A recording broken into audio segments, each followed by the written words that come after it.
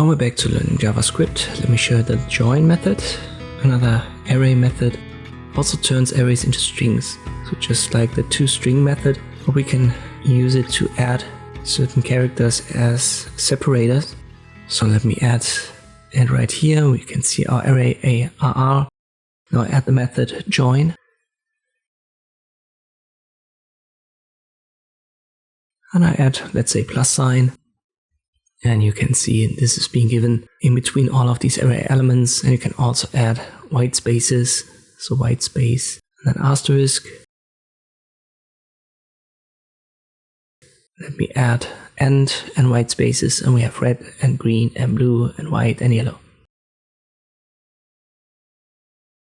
This is how that works. As I've said, it also converts the array into string.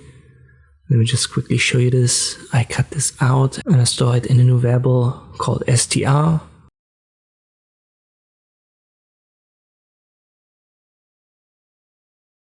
So it's going to be a string. If I print the str out, we should have the same result. And now I use str.length, and this is not 5, so we don't have 5 elements. But we have 43 characters, so it's all of the colors, white spaces, and the ends. And if I make it arr.length, we still have our 5 elements. And this is how I can use the join method in JavaScript. I hope this video was helpful. Thank you for watching, and I'll see you next time.